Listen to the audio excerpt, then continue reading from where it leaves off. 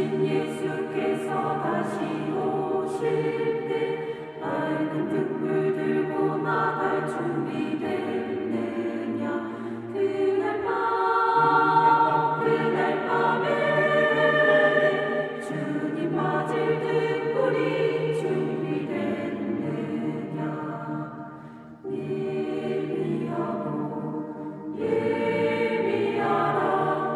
우리 신랑 예수 오실 때 밝은 등불 손에 들고 기쁨으로 주를 맞겠네. 주를 나와 맞으라는 소리 들릴 때 기뻐하며 주를 맞이할 수 있느냐. 그날 밤에 주님 맞을 등불이 준비됐느냐. 예비하라. 우리 신랑 예수 오실 때 밝은 등불 손에 들고 기쁨으로 주를 맞겠네.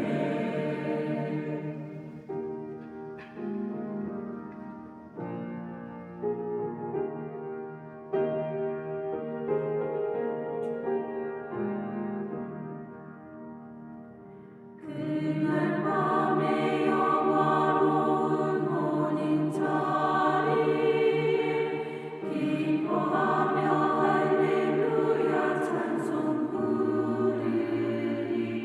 그날 밤에 주님 맞을 등불이 준비됐느냐. 예비하라.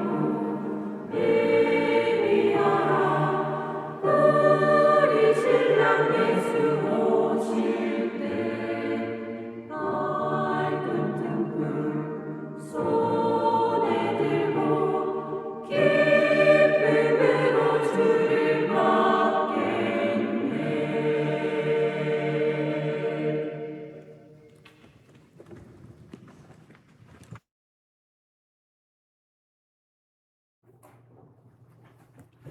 안녕하세요. 네, 함께 기도하시겠습니다. 사랑과 은혜가 풍성하신 자비로우신 우리 주 아버지 하나님 감사합니다. 세상 가운데서 방황하며 죄악 가운데 살아가던 저희들을 먼저 사랑해 주시고 독생자 예수 그리스도의 그 보배로운 피로 우리의 영원한 죄악을 깨끗이 도말해 주시고 또 주님 앞에 돌아온 모든 인생을 자녀 삼아 주시고 또 귀한 인생으로 이끌어 주시니 감사를 드립니다. 몸된 교회를 우리에게 허락해 주셔서 진리의 말씀을 가르쳐 주시고 또 생을 살아가는 모든 지혜와 방법을 가르쳐 주시니 감사드립니다. 또한 사랑하는 형제 자매님들을 옆에 두셔서 더욱 연합하고 또 사랑하는 가운데 또 하나님의 거룩하신 뜻을 함께 이룰 수 있도록 동역자로 세워주시고 또 지금 이 시간에도 교회를 세우고 복음을 전하는 그 일을 함께 할 수 있도록 은혜 베풀어 주심을 감사드립니다. 해외에서 수고하시는 모든 선교사님들과 그의 가족들 또한 동일한 성령과 동일한 보조로 함께 주님의 복음을 위해 살아가는데 부족함 없도록 영육 간에 필요한 모든 것들 채워주시고 강건케 해주시기를 간절히 부탁드립니다. 또 이 시간에 이 자리에 함께 해야 되나 함께하지 못하는 사랑하는 형제 자매님들 또 어느 곳에 어떠한 형편에 있든지 간에 하나님의 은혜의 날개로 보호해 주시고 다음 모임에는 함께 해서 주님의 은혜를 나눌 수 있도록 인도하여 주시옵소서. 힘을 잃은 자에게는 주님께서 힘을 주시고 위로가 필요한 분에게는 위로해 주시고 책망과 교훈이 필요한 분에게는 삶 가운데 책망과 교훈을 통해 다시금 하나님께로 방향을 돌릴 수 있도록 은혜 베풀어 주시옵소서. 또 내일부터 청년의 집회가 시작됩니다.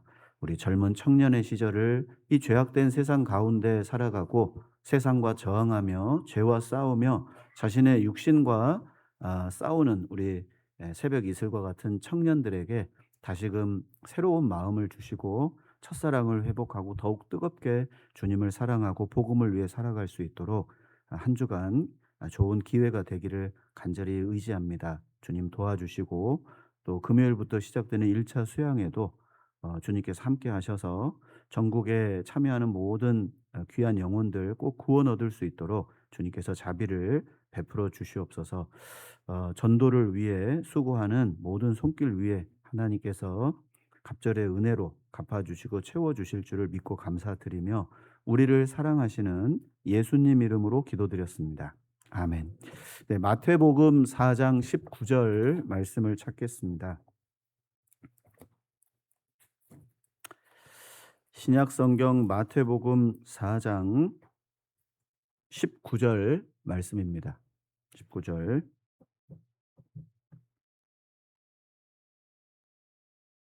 찾으셨으면 함께 읽어보겠습니다. 말씀하시되 나를 따라오너라 내가 너희로 사람을 낚는 어부가 되게 하리라 하시니. 네, 오늘 본문이 좀 길어서 세 부분으로 나누어서 말씀을 드릴 텐데 그때 함께 읽도록 하고요. 교독을 하면 시간이 많이 빼앗길 것 같아서 오늘 사실 살펴볼 본문의 내용은 4장 12절부터 25절까지의 내용입니다. 네, 물론 사단의 시험을 받으시고 이제 왕으로서 이제 공무를 시작하신 그 유대인의 왕이 첫 번째로 행했던 일에 주목할 필요가 있습니다. 그분은 무슨 일을 계획하셨고 그리고 가장 처음 이 세상에 공적인 왕의 업무를 시작할 때 무슨 말씀을 하셨는지를 생각해 보면 그의 경영 어조를 살필 수 있습니다. 최근에 국무총리가 이제 새로 뽑혀서 이제 기자들이 이제 그 무엇에 중점을 둘 생각이십니까? 이렇게 기자 인터뷰를 하는 걸 제가 본 적이 있거든요. 그러니까 그가 가장 중요하게 여기는 것, 우리나라를 총리하고 이끌어 가는데 가장 중요하게 생각하는 점이 뭐냐? 단연 AI라고 이렇게 이제 처음 관계장관 회의를 하는데 AI에 관계된 장관들을 이렇게 소집하고 회의하는 모습을 봤습니다. 마치 그것처럼 이 땅의 유대인의 왕, 혹 온 세상의 메시아와 그리스도로 오신 주님께서 가장 관심을 기울이고 가장 중요하게 생각했던 점이 무엇일까? 오늘 그 부분을 한번 살펴보려고 합니다. 첫 번째는 이사야 9장 1절과 2절에 흑암에 앉은 백성들이 큰 빛을 보고 사망의 그늘에 앉은 자들에게 빛이 비추었도다. 그 예언이 바로 예수님의 공적인 업무를 설명하는 예언이었다는 사실을 이제 마태는 구약을 인용해서 우리에게 소개하고 있습니다. 그러니까 예수님은 공적인 업무를 시작하는 것도 사실 구약 성경의 예언의 성취를 우리에게 보여주는 사건이라는 걸 마태는 기록하고 싶었던 것 같아요. 그리고 두 번째로는 그 예수께서 가장 첫 번째 이 땅에 임금으로 오셔서 가장 첫 번째 하셨던 선포, 경영의 기조, 이 땅에 오신 목적, 바로 회개하라, 천국이 가까웠느니라. 바로 예수님께서 그 전에 개인적인 말은 했겠죠. 어머니 마리아에게 젖 좀 주세요. 밥 좀 주세요. 나 좀 이렇게 좀 씻어주세요. 씻겨주세요. 뭐 이런 말씀도 했겠지만 공적인 유대인의 왕으로서 첫 번째 하신 선포의 말씀은 바로 놀랍게도 세례 요한이 메시지를 전했던 그 메시지와 동일한 메시지였습니다. 회개하라, 천국이 가까웠느니라. 즉 천국은 무엇과 연결되어 있냐면 회개와 연결이 되어 있습니다. 바로 이 땅은 흑암에 앉은 백성들이 가득한 세상이고 사망의 그늘에 앉은 백성들이 그득한, 그리고 어두고 캄캄한 갈릴리 호수 지하 바닥에 널려 있는 그 물고기처럼 언젠가 죽을 날을 기다리고 있고 소망이 없는 인생들에게 하나님께서 진정한 큰 빛, 바로 이 세상에 오실 찬 빛, 나는 세상의 빛이라고 말씀하셨던 바로 예수 그리스도의 복음의 빛이 이 사망과 음침한 이 세상에 비춰질 것을 이제 소개하고 있습니다. 그래서 사실 시간이 있으면 이 모든 걸 자세히 살펴보면 참 좋겠지만 이제 오늘은 사람을 살리는 어부라는 그 주제를 가지고 전체 오늘 마태복음 4장의 본문의 내용을 그 말씀의 중심으로 해서 좀 설명을 드리려고 합니다. 그리고 사람을 낚는 어부가 되게 하리라라고 갈릴리 호수 어부들에게 말씀을 하셨는데 그것을 우리에게 적용할 수 있는 어 근거가 있을까? 마태복음 13장에 보면 마치 천국은 바다에 그물을 치고 물고기를 모으는 사람과 같으니라는 그 비유를 통해서 천국 복음을 전파하는데 이 땅에 복음이 증거되고 죽은 영혼들을 건지는 그 일이 마치 어부가 바다에 나가서 그물을 던져서 물고기를 잡는 것과 같다고 예수님이 에, 설명을 해 주셨습니다.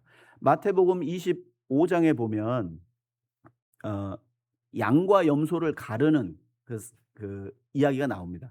최종적으로 하나님 앞에 섰을 때 에, 어 그 잔치에 초청은 받았지만 예복을 입지 않은 사람들을 내치셨던 것처럼 마지막에 양과 염소가 섞여 있었지만 사실 양은 고개를 숙이지만 염소는 빳빳이 고개를 들거든요. 알고 본 고개를 떨구지만 이 피는 잡초는 이제 꼿꼿이 그 머리를 세우는 특징들이 있습니다. 그러니까 구분이 된다는 거죠. 마지막 최종적인 하나님의 심판이 있을 것을 설명하고 있습니다. 마태복음 13장의 그 물고기 비유도 그렇습니다. 마지막 그물을 건져내서 좋은 물고기와 나쁜 물고기를 갈라낸다는 그 표현 속에서 사실은 최종적인 심판에 대한 경고도 담겨져 있다고 생각됩니다. 회개하라 천국이 가까웠느니라. 즉 회개와 천국은 아주 밀접한 관계가 있습니다. 회개하지 않으면 천국에 이를 수 없다. 예수님도 첫 번째 이 어두운 세상 가운데 첫 번째 하셨던 선포의 내용이 사실 얼마나 중요한지를 주님이 더 잘 아셨겠죠. 하지만 우리도 그 말씀을 그 중요성에 못지않게 받아들이는 마음이 있어야 되겠다. 그런 생각을 해봅니다. 그리고 제자들을 부르시는 장면을 통해서 바로 이 제자들은 사람을 낚는 어부가 되게 하시는 목적으로 그들을 선택했습니다. 왜냐하면 예수님은 이제 장차 3년 반의 공생애를 마치면 십자가에 달려 죽으셔야 되고 그리고 부활하시고 승천하시면 이제 남겨진 자들이 그들입니다. 너희들은 나의 시작부터 끝까지 함께 그 고난에 동참한 자들이라고 그 사도들을 예수님 평가해 주셨는데 바로 사도의 조건이 뭐냐면 항상 주님과 함께 했던 사람들입니다. 그래서 사도행전 1장에 가룟 유다의 빈자리를 채우기 위해서 두 사람을 천거해서 제비를 뽑잖아요. 그 조건이 뭐였냐면 처음부터 주님과 함께 했던 사람들이었습니다. 그 사람들이 사도의 자격이 있었던 거죠. 그것처럼 우리 시대에도 예수님께서 당시에 어떤 조건, 어떤 사람들을 제자로 삼았고 어떤 이들을 사람을 낚는 어부로 삼았는지를 살펴보면 오늘날 몸된 교회 가운데서 하나님이 어떤 일꾼을 모으고 계시고 어떤 사람을 들어서 쓰시는지 교훈을 얻을 수 있습니다. 과연 나는 그 조건에 부합한 사람인가? 이것 한번 생각해 보겠고요. 그리고 23절부터 25절까지의 내용은 이제 왕의 공무, 공적인 사역이 시작됩니다. 그분은 가르치시기를 시작하셨고 천국 복음을 전하기 시작하셨고 각색 병든 자들을 고치시는 사역을 하셨습니다. 즉 구원을 받으면 영적으로 어떤 일이 벌어질 거라는 사실을 설명해 주시고 동시에 사람을 낚는 어부가 되는 그 어부는 이 땅에서 무슨 일을 행해야 하는지를 몸소 보여주신 겁니다. 자, 가르친다는 뜻은 뭐죠? 사람이 말로만 가르치는 게 아닙니다. 사도행전 1장 1절에 보면 예수님은 자기의 행하심과 가르치심을 같이 병행하셨거든요. 자, 우리는 세상에 사는 사도들입니다. 보내심을 받은 사람들이에요. 내가 구원을 받았다면. 그러면 나는 내 주변에 있는 사람들에게 설교여야 됩니다. 나의 말, 나의 생각, 나의 행동이 설교 그 자체여야만 돼요. 바로 예수님의 증인이거든요. 그리고 두 번째, 우리는 그들에게 나의 삶과 그리고 나의 생각, 나의 마음을 나누는 동시에 천국 복음을 증거해야 됩니다. 소망에 관한 이유를 묻는 자들에게 대답할 것을 항상 예비하되 온유와 두려움으로 하라고 말씀하셨죠. 어. 그런데 한 가지 이제 우리의 약점이 뭐냐면 그 쉽게 들킨다는 거예요. 그러니까 의도가 분명해요. "밥 한 끼 하자." "또 말씀 있냐?" 평소에 술 먹을 때는 남편 술국 안 끓여 주다가 꼭 집회만 앞두면 술국 끓여 줘요. 그러면 남편이 딱 뜨다가 기분이 상합니다. "또 집회 있냐?" 뭐 이러면서. 예전에 제가 다 들었던 이야기거든요. 그런데 그런 분들에겐 들릴라 전도법을 좀 소개하고 싶습니다.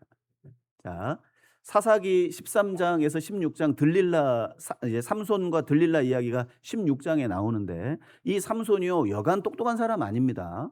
똑똑합니다. 믿음도 대단한 사람이고 비록 약점이 하나 있었지만 그 약점 때문에 삼손을 부정한 사람과 연약한 사람으로 보시면 안 돼요. 히브리서 11장에는 분명히 삼손을 믿음의 사람으로 기록하고 있습니다. 대단한 사람입니다.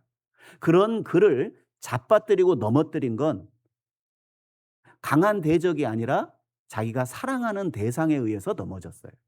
자, 이걸 역으로 바꾸면 나의 사랑이 진정으로 전달이 되면 어떤 강팍했던 사람의 마음도 무너지게 돼 있습니다. 사사기 16장 오늘 가셔서 자세히 읽어보세요. 삼손이 넘어지는 결정적인 사건이 하나 있습니다. 결정적인 말입니다. 그 들릴라가 당신은 나를 사랑하는 게 아니에요. 이 한마디에 완전히 무너져 버립니다. 그러면서 삼손이 진정을 토했다고 나오거든요. 나중에 성경 읽어보세요. 진정을 토했다고 되어 있습니다. 그 말은 무슨 말이에요? 들릴라가 제대로 속인 겁니다. 완전히 속여버린 거예요. 눈치를 못 챘어요. 블레셋에는 5방백이 있는데 이 5방백의 이 족장들이 들릴라에게 약속한 게 뭐냐? 삼손의 힘의 근원을 알아오면 은 1,100개를 주겠다. 당시에 은 한 세겔이요 성인 한 사람의 하루 품삯입니다. 1,100개면 성인이 3년 동안 일해야 될 돈인데 그걸 5명이 준다는 거예요. 그러니까 혹했겠죠? 들릴라는 뭘 본 거예요? 돈을 본 겁니다. 은 5,500개에 눈이 돌아갔어요. 그러니까 수단 방법을 안 가렸습니다. 여러분, 세상의 그 불의한 이익을 위해서도 그런 노력하잖아요. 세상에 불의한 그 돈을 위해서도 그런 노력을 한다면 내가 정말 사랑하는 사람의 영혼을 건지려면 무슨 짓을 못 하겠어요? 생각해 보세요. 아, 좀 술국 좀 끓여줘요. 좀. 평소에도. 들릴라가 삼손에게 당신 힘은 어디에서 나요? 그 경상도 여자처럼은 안 했을 거예요. 네 힘 어디서 나오노? 뭐 이렇게는 안 했을 것 같아요. 예. 아주 부드럽게, 아주 진짜 매끄러운 목소리로, 음, 나를 그, 칡줄로 묶으면 난 힘 못 써. 칡줄로 묶었더니 금세 끊어냅니다. 또 당신은 나를 희롱했고 속였다고 이러니까 또 내 머리를 위선으로 짜서 말뚝에 박아놓으면 힘을 못 쓴다. 온갖 거짓말을 이리 피하고 저리 피하고 했습니다. 근데 결국은 이제 더 이상 피하지 못한 상황에 오자 이제 삼손이 진정을 토했다고 되어 있습니다. 여러분 언제까지 참아야 되냐면 그 상대방이 진정을 토할 때까지 들키면 안 돼요. 여러분 우리에겐 한 영혼이 천하보다 귀하다는 답을 가지고 있잖아요. 은 1,100개, 5,500개가 문제입니까? 우리에게? 예. 한 영혼을 살리는 건 천하보다 더 귀한 영혼을 살리는 일인데 그거 좀 부끄러움, 그거 좀 자존심, 그거 좀 마음에 걸리는 것들이 그렇게 큰 문제가 돼요? 아직도 그런 육신이 펄펄 살아 있습니까? 영혼에게 초점이 맞춰져 있어야 되잖아요. 저는 들릴라를 통해 배울 수 있는 게 너무 많다고 생각됩니다. 지혜로워야 됩니다. 그리고 그가 진정을 토할 때까지, 그때까지 간 쓸게 다 내줘야 돼요. 어때요? 간 주면. 어때요? 쓸게 좀 주면. 영혼을 얻을 수 있다는데.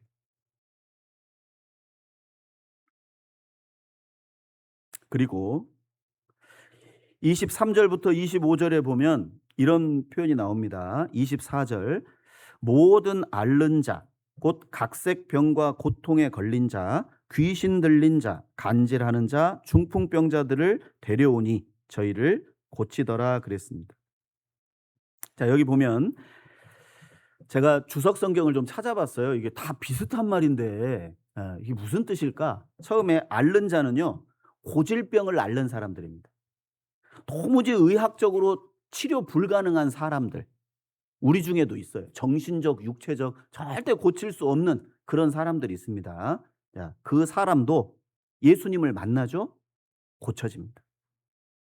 그러나 지금부터 난 원래 이런 사람이라는 표현은요, 애초에 그냥 접어두세요. 그런 말 이제 통하지 않습니다. 그걸 핑계로, 그거를 방패막이로 자기 마음대로 살고 싶다는 그 의지를 드러내서는 안 돼요. 각색병이라는 말은 종합병원이라는 뜻이에요. 예. 생각도 굽어 있고 마음도 삐뚤어져 있고 말도 곱지 않고 행동도 크게 그렇게 세상 사람과 다르지 않고, 예. 그러죠? 사실 고질병보다는 크게 위급하지 않은 병을 다루는 겁니다. 다루는 거래요. 각각의 종류의 사람들이 모여 있습니다. 또 고통에 걸린 자는 중환자입니다. 산소호흡기 꽂고 있는. 예. 죄가 너무 많아 가지고 이건 구원을 받았어도 저 세상 사람과 전혀 구분이 안 되는 사람이요 있을 수 있습니다. 그 사람도 주님을 만나면 고쳐집니다. 귀신 들린 자는 도무지 통제가 안 되는 거예요. 자, 군대 귀신 들린 자 혹시 설명 들어보신 적 있죠? 쇠줄로 묶어놔도 그 쇠줄도 그를 제어할 수 없는 거예요. 이 세상에 어떤 종교, 철학, 어떤 사상, 어떤 유명한 사람의 책, 강의 이걸로 절대 변하지 않는다. 바로 예수님을 만나야 되는 겁니다. 간질하는 자는 졸도 증세가 있는 사람이래요. 가끔 가다가 폭발하는 분들 있잖아요. 그렇죠? 가끔 예전에는 육신의 생각과 성령의 생각이 같이 공존해서 통제를 합니다. 근데 한번 뒤집어지는 경우가 있잖아요. 그 저만 그런가요?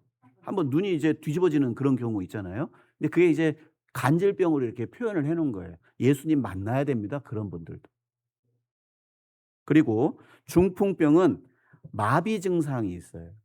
내가 주님을 위해서 살 수가 없는 마음은 있고 생각은 있어요. 세상의 종교인들이 그렇죠. 그런데 진정으로 주님을 위해 주의 영광을 위해 살아가는 그 삶은 아예 마비되어 있는 사람들이 있습니다. 그것을 지금 고치셨다는 거예요. 여러분, 이 세상은 아담 이래로 고장난 세상입니다. 아담의 범죄 이래로 생각도 삐뚤어져 있고 마음도 삐뚤어져 있고요. 말도 행동도 그 어떤 것도 정상인 사람이 없어요, 세상은. 예. 왜냐하면 회개하라는 그 메시지는 이 세상이 가능성 없는 죄로 가득 찼다는 하나님의 메시지거든요. 회개하라. 그리고 그 회개가 이루어질 때 우리의 심령에서 벌어질 치료의 역사가 여기 24절에 소개가 되어 있는 거예요. 제가 왜 이 내용을 미리 말씀드리냐면 시간이 없어서 오늘 드릴 말씀이 이제 더 중요하기 때문에 간단하게 이 배경 부분만 제가 설명을 드리고 나머지 부분을 좀 말씀을 드릴까 합니다. 바로 자, 이 땅에 오신 구세주께서 가장 소중하게 여기고 중요하게 여겼던 것, 바로 자신의 죽음과 부활, 자기의 복음을 증거할 증인들 그리고 제자들을 세워서 그 교회의 복음의 역사와 은혜의 역사를 이끌어갈 제자들이 필요했던 거예요. 그들을 가르치고 그들을 선택하고 그들을 가르치고 그들을 훈련시키는 그 일을 가장 먼저 공무 이전에 그걸 계획하고 시행하셨던 겁니다. 그만큼 중요한 거예요. 지금도 사람이 구원을 받습니다. 구원을 받는 것이 목적이 아닌 사람을 살리는 어부가 되는 것이 주님이 원하시는 최종 목적입니다. 그러니 내가 직장 생활하는 최종의 목적도, 내가 가정 생활을 하는 최종의 목적도, 그리고 내가 학교에서 공부를 해야 되는 그 목적도 돈이 아니고 성공이 아니고 쾌락이 아닌 바로 하나님의 영광. 한 사람이 구원을 받을 때 이 땅에는 회개할 것 없는 99 사람보다 그 회개한 한 사람으로 인한 기쁨이 충만할 거라고 하나님이 약속해 주셨어요.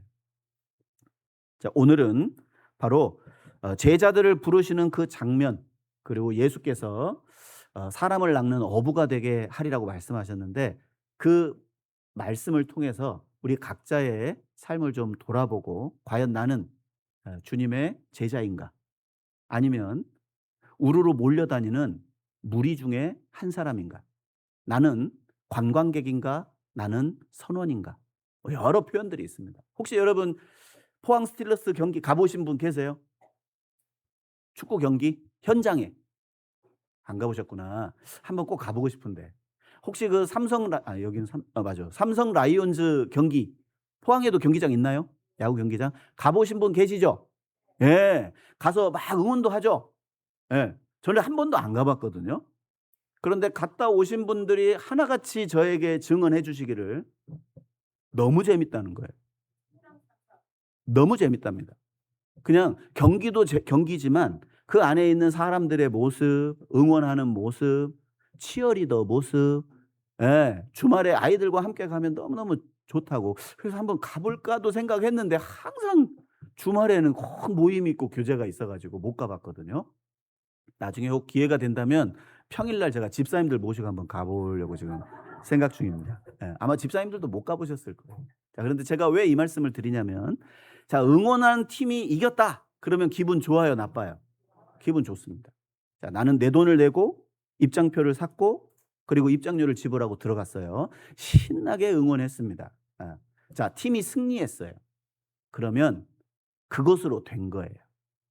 그런데 오늘날 많은 팬들이 선수들이 어쩌네 저쩌네, 선수들이 지고 이기고에 대해서 관객들이요 어느 순간 평가를 하게 되고 판단을 하는 그런 시대가 돼버렸어요.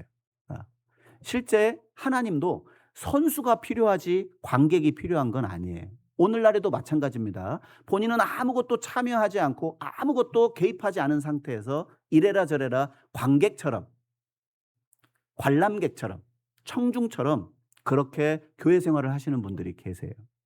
사실 하나님이 원하시는 건 참여예요. 내가 뭘 하느냐 안 하느냐의 문제가 아니라 함께 교회에 참여하고 함께 교회가 되는 것, 그리고 함께 그물을 들어 올려서 함께 이 경주 안강교회가 이뤄진 물고기, 이뤄진 영혼들을 건지는 그 일에 손가락 하나라도 참여해서 들어 올리는 걸 요구하신다는 거예요, 하나님께서. 우리가 타고 있는 이 경주 안강교회의 이 배는 함선입니다. 전투 함정이에요.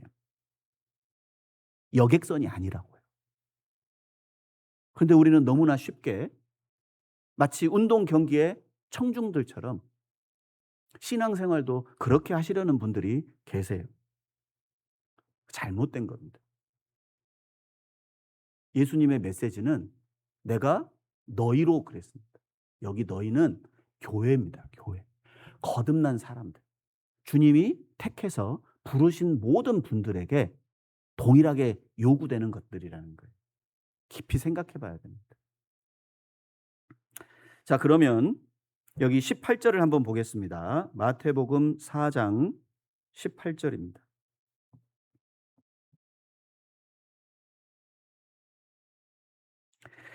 갈릴리 해변에 다니시다가 두 형제 곧 베드로라 하는 시몬과 그 형제 안드레가 바다에 금을 던지는 것을 보시니 저희는 어부라. 말씀하시되 나를 따라오너라. 내가 너희로 사람을 낚는 어부가 되게 하리라 하시니 저희가 곧 그물을 버려두고 예수를 좇으니라. 거기서 더 가시다가 다른 두 형제 곧 세베대의 아들 야고보와 그 형제 요한이 그 붙인 세베대와 한 가지로 배에서 금을 깁는 것을 보시고 부르시니 저희가 곧 배와 부친을 버려두고 예수를 좇으니라. 자, 사실 이 장면만 보면 뜬금없이 고기 잡다가 제자 된 걸로 보이잖아요. 그런데 마태는 의도적으로 예수님의 갈릴리 사역 이전 유대 지역에서 있었던 사역을 생략했습니다. 왜냐하면 유대인의 왕으로서 첫 번째 공무, 그것을 강조하기 위해서 예수님의 어떤 왕으로서의 행적만 기록했지 개인적인 사적인 행동에 대한 기록을 일부러 삭제를 한 겁니다. 그 내용이 담긴 것이 요한복음 1장 누가복음 4장입니다. 자, 생각해 보세요. 요한복음 1장에 세례 요한이 침례를 주는 곳에 예수님이 나아갑니다. 요한복음 1장 29절이죠. 세상 죄를 지고 가는 하나님의 어린 양이다. 유대의 그 요단강 근처에서 침례를 받았습니다. 받고 나서 요한의 제자 중에 안드레와 요한이 랍비여 어디 계십니까? 와보라. 그날 밤 메시아와 함께 보낸 안드레는 형 베드로에게 찾아가서 우리가 메시아를 만났다라고 전도합니다. 그리고 베드로가 개인적으로 예수님을 만납니다. 요한복음 1장에 이미 기록이 돼 있어요. 즉 그들은 갈릴리 호수에서 물고기만 잡던 사람들이 아니라 당시에 세례 요한의 제자는 어떤 사람들이냐면 보세요. 세례 요한은 제사장이죠. 그 제사장은 예루살렘 성전에 있어야 되고 많은 부와 명예가 이미 보장된 사람입니다. 그런데 그것을 등지고 당시 주류인 그 종교 세계에서 등을 지고 광야에서 메뚜기와 석청을 먹고 미친 사람처럼 살던 한 사람이에요. 그에게 제자가 된다? 여러분, 안드레와 요한은 이 땅의 주류의 형식주의에서 벗어나서 진정으로 이 땅을 구원할 메시아를 간절히 소망하고 기다리던 사람들이라는 걸 볼 수 있습니다. 그들은 현세의 어떤 영화, 현세의 즐거움이 아닌 영원한 것을 소망하던 사람이었다는 걸 그걸 통해 알 수 있는 거예요. 당시에 세례 요한의 제자가 된다는 건 쉬운 일이 아니었을 거예요. 그런데 요한의 메시지를 듣고 예수님을 따릅니다. 그런데 약 1년간 개인적인 만남이 없었어요. 그것이 마태복음 4장의 그 1년 이후의 일을 다루고 있습니다. 마태복음 8장에 보면 그 베드로의 장모가 이제 그 열병이 난 사건 있잖아요. 그 열병이 난 사건도 사실은 시간 관계상으로 보면 베드로가 제자가 되기 전에 있었던 사건입니다. 그러니까 베드로는 유대 지역에서 이미 예수님을 만났고 그리고 자기 장모가 열병에서 치유되는 것도 봤고 그리고 누가복음 5장에 깊은 곳에 가서 그물을 내리라고 그런데 내가 밤이 맞도록 수고했어도 얻은 것이 없지만은 내가 말씀을 의지하여 그물을 내리리이다. 그래서 그물이 찢어지는 그 기적을 경험하고 베드로가 어떻게 했습니까? 무릎을 딱 꿇고 주여 나를 떠나소서 나는 죄인이로소이다. 자기 죄를 인정하고 바로 예수님이 사람이 아닌 하나님이라는 사실을 그때 발견하게 됩니다. 그리고 나서 이 사건이 있었던 거예요. 이해가 되시죠? 그리고 배를 띄워놓고 예수님이 설교하는 설교도 듣고 깊은 곳에 가서 그물을 내리라고 했을 때 내렸을 때 어마어마한 물고기를 잡았고 그때 야고보와 요한도 불러냅니다. 동역자였거든요. 불러냅니다. 불러내서 그들과 함께 영차해서 고기를 잡는 모습을 상상해 볼 수 있습니다. 그리고 또 하나 18절에 보시면 다니시다가 보시니 21절 더 가시다가 금을 깁는 것을 보시고 자 두루 다니시고 보셨다. 예수님은 지금도 교회 가운데 두루 다니시면서 누가 정말 정직한 심령을 가지고 있는지 누가 정말 쓸만한 일꾼인지 아주 신중하게 보신다는 뜻이에요. 여러분 사실 전도인이 죄송합니다. 이런 표현을 쓰기가 그렇지만 인사권이라고 제가 한번 달리 표현할 게 없잖아요. 그러니까 새해가 시작되면 일꾼을 세우는 그 교정을 시작합니다. 기도하고 하나님께서 정말 선별해서 해주세요. 사실 그걸 할 때마다 저는 느끼는 것이 선지자들이 성경을 기록할 때도 이랬겠구나 그런 생각을 합니다. 자, 우리는 성령의 감동하심으로 성경이 기록됐다는 걸 믿잖아요. 축자 영감입니다. 하나님께서 모든 성경 글자 하나하나 단어 하나하나 글씨 하나하나에 성령의 영감이 들어가 있다. 축자 영감입니다. 그런데 일꾼을 세울 때도 있잖아요. 제가 딱 인간의 재능, 사람의 어떤 그 인품, 인격, 성격 모든 것 제가 신앙은 어떻게 알겠어요? 저는 잘 모릅니다. 신앙은. 그런데 제가 볼 수 있는 한계는 바로 거기가 한계인 거예요. 그리고 이분에게 이걸 맡기면 정말 잘하시겠다. 기도하고 또 기도하고 정말 불안하면 주변 분들에게 집사님들께 여쭤봅니다. 사실 그렇게 한 분 한 분을 어렵게 선정하고 부탁합니다. 왜요? 사람이니까요. 하나님께서 그렇게 하셨다면 하나님은 그렇게 안 하실 거예요. 하지만 어쩌겠어요. 사람인 저에게 맡기신 일을. 모두가 다 만족할 수는 없습니다. 모두가 그 상황을 다 이해할 수 있는 것도 아니에요. 그래서 저는 혹 마음에 혹 섭섭하거나 혹 이런 문제를 가지고 계신 분들을 위해서도 기도합니다. 하나님, 시간이 지나면 틀림없이 이렇게 된 이유를 알게 해 주시라고. 그리고 어떤 개인적인 사견이나 사적인 생각의 개입이 아닌 정말 주님의 교회를 위해서 선정한 것을 저분을 통해서 알게 해 달라고. 왜냐하면 그분들과 함께 이 교회를 세워 나가야 되거든요. 사람의 눈이 동원됩니다. 죄송합니다만 사람의 마음이 동원되고 제 어떤 시각, 제 짧은 소견, 제 짧은 어떤 경험, 제 어떤 인품과 성격이 들어갈 수밖에 없어요.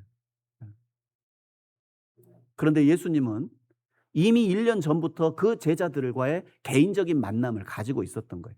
어느 한순간에 이미 예수님이 다 아신다고 해서 그들을 그냥 불시에 선택한 게 아닙니다. 1년 전에 베드로와의 만남, 야고보와의 만남, 요한과 안드레와의 만남을 통해서 이미 그들과 교감하고 있었어요. 그들을 공적으로 부르지는 않았지만 그들은 내세를 소망하고 있었고 이스라엘의 구원을 기다리고 있었고 그리고 예수의 제자로서 생업을 다하고 살았다는 걸 알 수 있습니다. 이제 비로소 이 장면은 그들을 공적으로 사도로 세우시는 장면을 마태는 기록하고 있는 거예요. 이제 너희들이 손에 쥐고 있었던 너희들이 수단과 방법으로 가지고 있었던 그 모든 걸 내려놓고 이제 내가 너희를 사람을 살리는 어부가 되도록 내가 만들겠다는 그 메시지를 듣고 모든 걸 내려놓는 그런 장면이 바로 함께 읽었던 요 본문의 내용입니다. 하나님의 위대한 역사를 맡기기 위한 위대한 선택이 기록되어 있는 본문이 바로 이 내용이라고 할 수 있겠죠. 그런데 어찌 보면 하나님이 모세라는 특별한 사람도 선택하시고 세례 요한 그리고 또 누구죠? 그 예레미야, 태 속에서부터 이미 성령에 충만했던 세례 요한도 하나님의 특별한 선택입니다. 그리고 학자들, 왕, 특별한 사람들을 하나님이 선택하시죠. 그런데 대부분의 사람들은 그렇지 못한, 유명하지도 가진 것도 없고 이 세상에서는 정말 지혜 없고 능한 자가 많지 않고 지혜로운 자가 많지 않고 문벌 좋은 자가 많지 않은 우리의 모습을 보게 됩니다. 왜 그랬을까요? 왜 하나님이 갈릴리 어부, 표면적으로는 정말 믿음 영적으로 보면 뛰어난 사람들이지만 왜 육신적으로는 이렇게 세상 가운데서 좀 천한 직업을 가지고 있었던 그들을 하나님이 제자로 삼으셨을까? 심지어 셀이라는 죄인을 예수님이 택하기도 했잖아요. 왜 그랬을까요?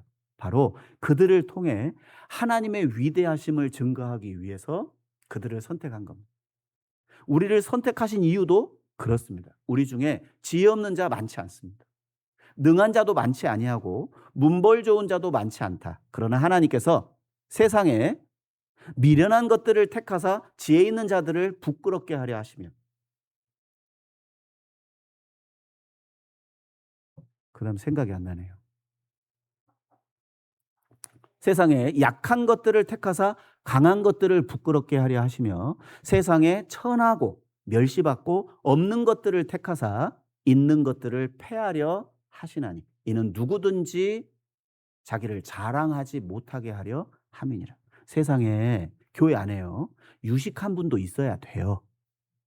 네, 화순의 어떤 집사님 저한테요, 목사님 우리 교회는 맨 티코하고 다마스하고 뭐 그런 차들만 온다고. 근데 이제 그때 당시에 한 목사님이 좋은 차를 한 대를 가지고 있었거든요. 그러니까 어떤 자매님 남편이 전도를 받아서 딱 왔는데 저거 누구 차야? 그 당시에도 좀 희귀한 차였어요. 국산인데. "저거 우리 담임 목사님 차야." 그랬더니 인제 색안경을 딱 낀 거예요. 사실 그게 이제 그 사역지에서 형제 자매님들이 이렇게 해 주신 차거든요. 그러니까 이제 아주 크고 좀 좋은 차였어요. 그러니까 그걸 딱 보고 마음의 판단을 딱 한 거예요. 그러면서 '아이고 이 교회도 썩었구만, 썩었어.' 하면서 이렇게 딱 들어왔답니다. 제가 그 얘기를 딱 듣고 봉사회장님이 할 말이 없었다는 거예요. 그래서 제가 "아니 그럼 교회는 맨 티코하고 뭐 그 뭐 뭐야 그 다마스 마티즈 뭐 이런 차만 있어야 되냐."고. 아니 교회에 벤츠 있으면 안 되냐고. 어. 아니 우리도 좀 폭스바겐, 벤츠, BMW 뭐 이런 거 차 좀 딱 세워 놔야 가오가 서지 않겠냐.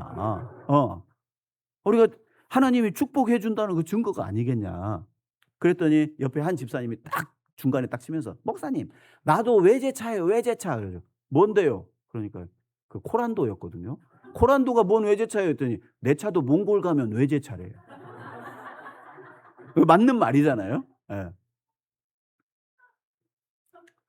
그래서 참 제가 이제 거의 보통 대부분 교회가 다 그렇습니다. 고만고만한 분들을 하나님이 구원해 주시고요. 또 그들을 통해서 하나님의 놀라운 역사를 만들어 가세요. 주변을 보세요. 이게 경주 안강을 통해 하나님이 역사하신 능력입니다. 사실 여기 오시는 분들이 제발 우리 집사님들 막 새로 전도인들 이렇게 말씀 전하러 오면 이 건물 좋지 않습니까?" 제발 그 자랑 좀 하지 마세요. 그 식당만 보여주세요, 식당만. 이렇게. 예. 그냥 그 좁은 계단 올라가면서 막 여기는 이랬다고 이랬다고 막 대강당 보여주시고 그 자랑하지 마시고 주일날 한번 보십시오. 여기 2만 명밖에 안 됩니다. 그런데 여기 앉아 있는 구원받은 성도들만 보면 이유를 아실 겁니다. 하나님이 어떻게 역사했는지. 그거면 충분합니다. 그냥 바깥에 족구장 하시고요. 그런 거 이제 뭐 때려합니다. 이런 거 안 하셔도 주일날 딱 이 단에 딱 서 보면 금방 아실 거예요. 예. 하나님은 그걸 원하십니다. 특별한 사람도 선택하지만 거의 대부분은 일반적이고 연약하고 미련한 사람들을 택해서 이 세상을 하나님이 책망하시고 교훈하시고 복음을 전하고 계신다는 겁니다. 자, 그러면 하나씩 한번 보겠습니다. 여기 부르심을 받은 사람들의 특징을 한번 살펴볼 텐데요. 여기 베드로와 안드레, 야고보와 요한은 자신의 일터에서 부르심을 받았다는 걸 알 수 있습니다. 사실 지금도 전도인을 이제 선정할 때 "왜 이 교회 전도인들은 신학대학을 안 가요?" 이렇게 이제 질문하시는 분들이 계세요. 그런데 성경 어느 곳에도 신학대를 졸업한 사도는 없었습니다. 그 어느 교회 감독, 집사, 그 모든 목회자들이 신학적인 교육을 받았다는 내용은 어느 곳에도 없습니다. 단 거듭난 사람들이 그 일을 감당했다는 사실은 소개가 되고 있습니다. 거듭나면 모두 다 전도자가 될 수 있습니다. 그리고 특별히 선택받고 택함 받아서 훈련과 교육과 양육을 받은 사람이 그 일을 감당하게 돼 있어요. 알프레드 깁스라는 영국의 청교도는 자신의 설교자와 그의 설교라는 책에 가장 첫 번째 설교 방법에 대해서 가르치는 책이거든요. 가장 첫 번째 주제가 뭐냐면 설교자는 거듭난 사람이어야 된다. 첫 번째 주제였습니다. 예. 그래서 요 제자들을 하나님께서 예수님을 통해 선택하시고 택하시고 그들에게 약속했습니다. 자, 이들은 이 부르심을 받을 때 구원받은 게 아니에요.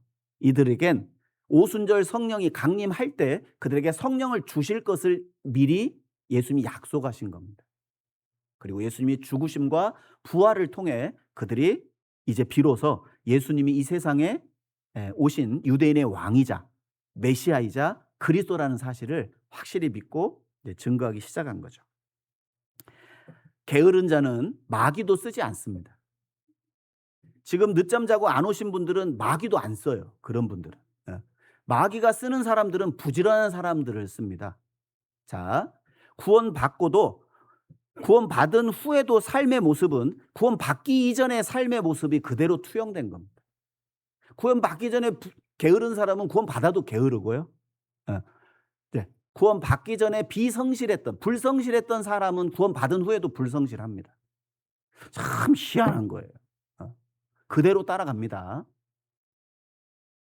성실한 사람, 자기 일터에서 땀을 흘리고 땀을 흘린 그 가치만큼의 이익을 통해 자족하고 지족하고 사는 사람, 일확천금을 노리거나 물질을 추구하거나 세상을 바라보는 사람은 주님의 나라에 합당하지 않습니다.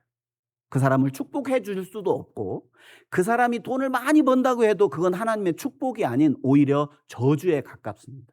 왜냐? 하나님과 멀어지는 이유이거든요. 그것이 떳떳하지가 못한 거예요.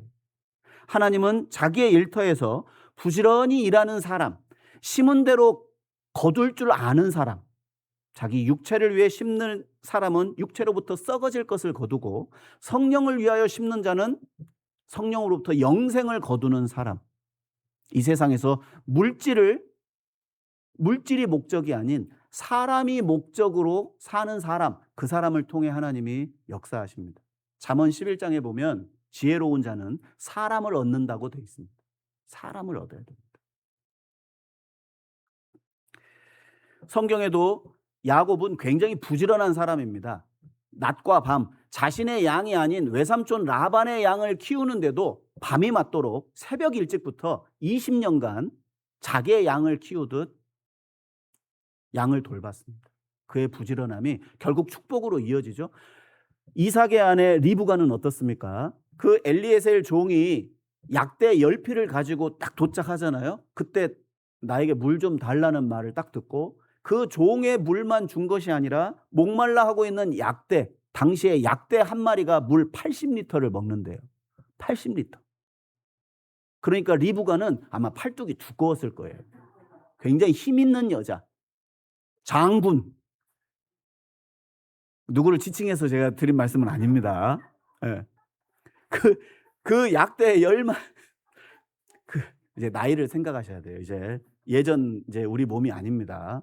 제발 감자캐다가 허리 다치지 마세요. 자, 이렇게 물을 80리터를 떠서 한 마리 총 10마리 800리터입니다. 800리터. 얼마나 힘이 좋은 여자인지 몰라요. 잠언 31장의 현숙한 여인을 한번 보세요. 밤이 맞도록 온 집안 사람을 위해서, 종을 위해서, 자기는 제일 나중이에요. 그런데 결국 칭찬을 받잖아요. 정말 아름다운 것도 거짓되고 고운 것도 헛되지만 여호와를 경외하는 여자, 칭찬을 받는다. 정말 부지런한 사람, 어디를 가도 하나님이요 무슨 일을 맡겨도 여러분 재능, 은사 중요하지 않습니다. 사실 그거 생각하시면 안 돼요. 교회 안의 봉사는 내가 필요한 곳에 가는 것이 가장 이상적인 봉사의 개념입니다. 내가 찬양을 잘해요. 어느 날 갑자기 청년회를 가래요. 가야 됩니다. 저는 찬양 좋은데요? 욕 바가지로 얻어먹었습니다, 제가 예전에 말씀드렸죠. 광주가 어떤 곳이라는 거. 구원받은 거 맞아? 한마디 딱 던. 왜 내가 그 말했다고 저 말까지 하시나? 좀 심한 거 아닌가?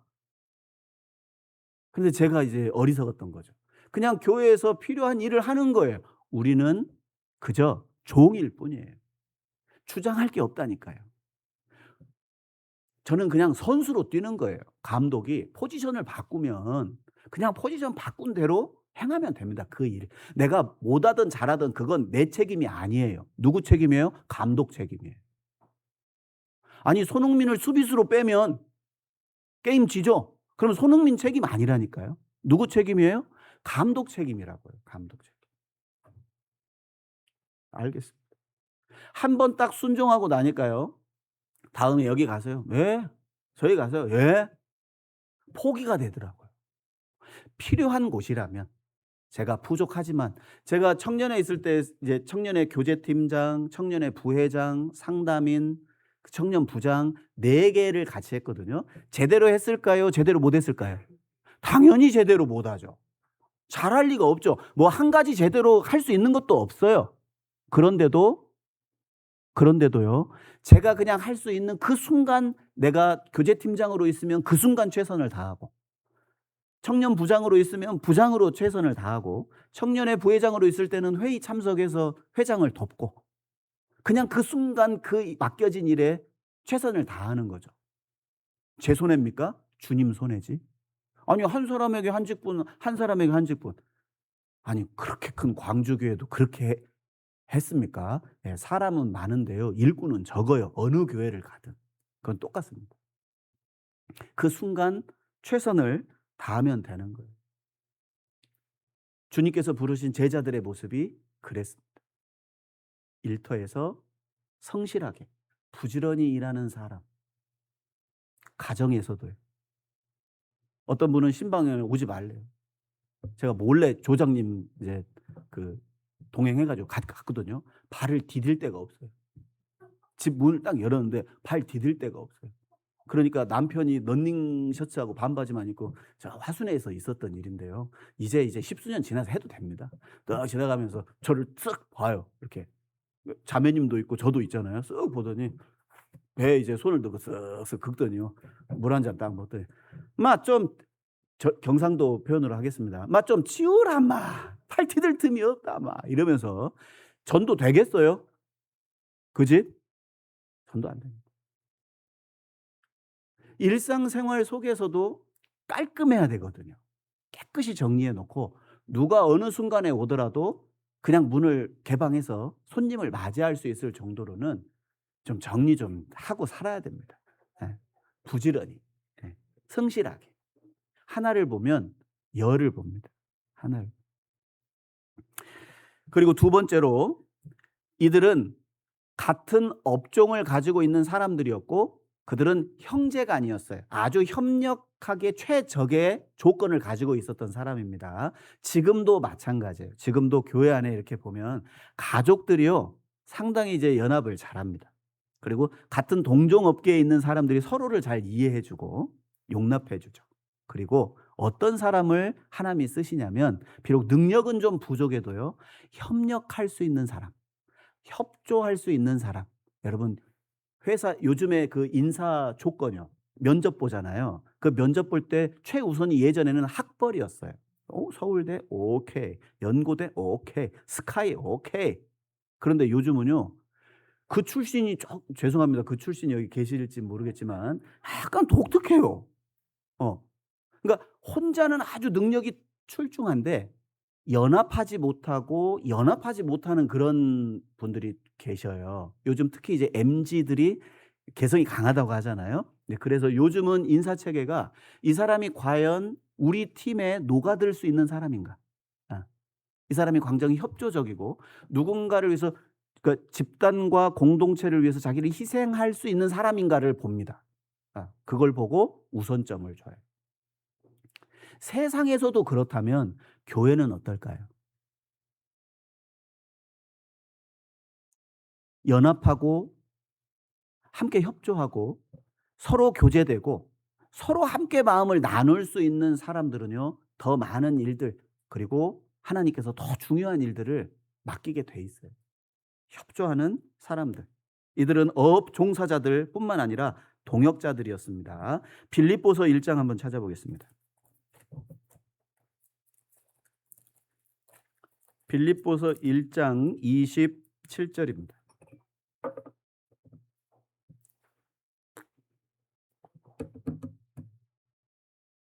빌립보서 1장 27절 함께 읽겠습니다.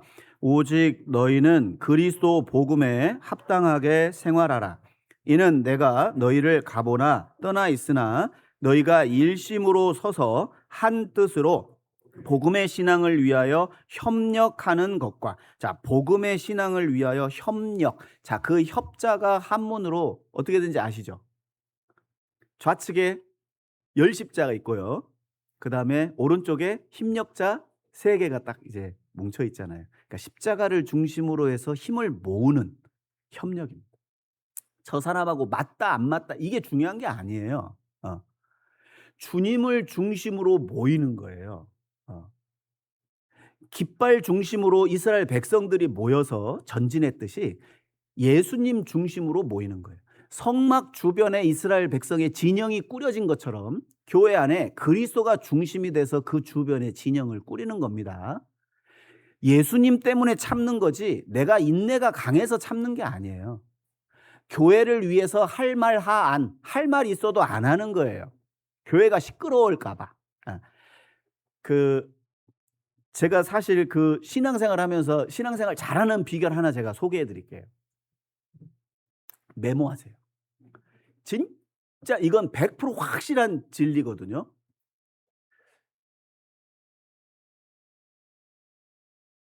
어떤 사람을 불문하고 내 앞에서 표정이 안 좋다.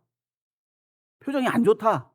그러면 가셔서 미안하다고 해 보세요. 미안하다고. 어. 뭐가 미안해요? 아니 그냥 미안하다고. 어. 제가 보니까 이 지역이요. 이 말에 굉장히 인색해요. 제가 보니까 그래요. 그런데 생각보다 이 미안하다는 말이요. 해피 바이러스입니다.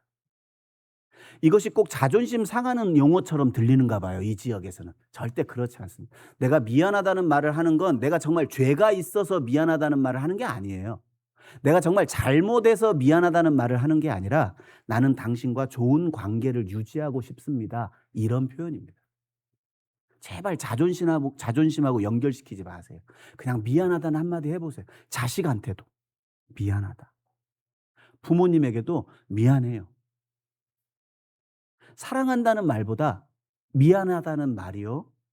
훨씬 낫습니다. 주의 사랑으로 사랑합니다. 찬양만 하고 속에는 저거 죽일 거. 이거보다는 그냥 가셔서 미안하다고 한마디 하는 게 100배 낫습니다. 네.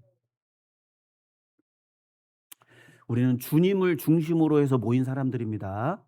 주님 때문에 참는 거고 주님 때문에 우리가 함께하는 거고 주님으로 인해서 세워가는 거예요. 그게 교회입니다.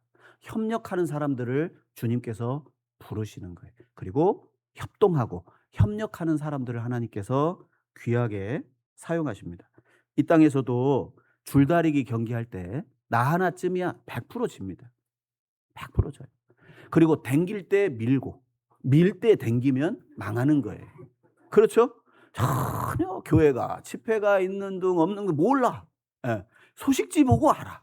이거 큰일 난 겁니다. 누가 입원했는지, 누가 지금 전도를 하고 있는지 관심과 마음을 기울여 주세요. 관심과 마음이 있는 곳에 기도가 함께 따라갑니다. 예전에 그 시카고 불스에 마이클 조던이라는 농구 선수가 있었어요. 저는 농구를 별로 안 좋아하기 때문에 그냥 이름만 듣고 뭐 이 사람이 이제 뭐 에어 조던이라고 별명이 있다고 그래요.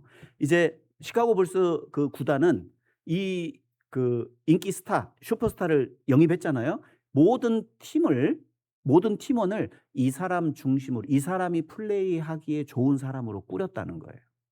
그리고 전설을 써내려갑니다. 시카고 불스가 이제 완전 그 농구의 황제라고 불리우잖아요. 마이클 조던이. 마치 그것처럼 교회도 주님이 슈퍼스타예요. 주님을 중심으로 해서 필요한 사람들을 끌어 모으시는 거예요. 하나님께서. 협력과 협동의 사람들, 사람을 낚는, 사람을 살리는 어부가 되기 위해 필요한 조건입니다. 그리고 또 하나, 마태복음 4장 다시 보겠습니다.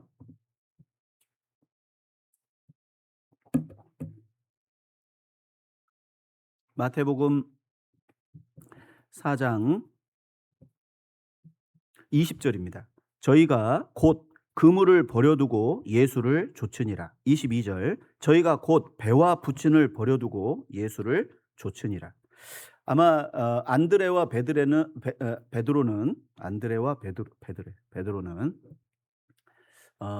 선주는 아니었던 것 같아요. 그래서 이제 붙잡고 있던 그물을 내려 던지고 주님을 좇았고 야고보와 요한은 좀 부자였던 것 같아요. 선주였던 것 같아요. 배와 부친을 버려두고 예수님을 좇았다. 그들은 놓을 걸 놓고 붙잡을 걸 붙잡는 지혜로운 사람들이었습니다. 두 개를 다 잡을 수는 없어요. 주님을 쫓아가려면 반드시 내 편에서 놓아야 할 것들이 있습니다. 그들은 단호한 결단의 사람들이었습니다. 곧 그렇죠? 아브라함이 결단의 사람입니다. 내 독자 이삭을 모리아 산에 가서 번제로 드리라. 다음 날 새벽에 일어납니다. 누구와도 상의하지 않습니다. 사도 바울은 예수님께 그 사도로 부르심을 받을 때 내가 내 혈육과 의논하지 않았다고 갈라디아서 1장에 그때 그 소견을 이야기를 합니다. 누구하고도 물어보지 않습니다. 여러분 오늘날에도 참 희귀하지만 내가 종교가 있든 종교가 없든지 간에 제대로 거듭난 사람들은요 단호합니다. 결단이 거짓되고 분명한 걸 구분해내요. 우리가 작년에 신하식 어르신 간증 들으면서 왜 감동을 먹었어요? 전 지금도 기억하거든요. 다 가짜래요. 다. 예.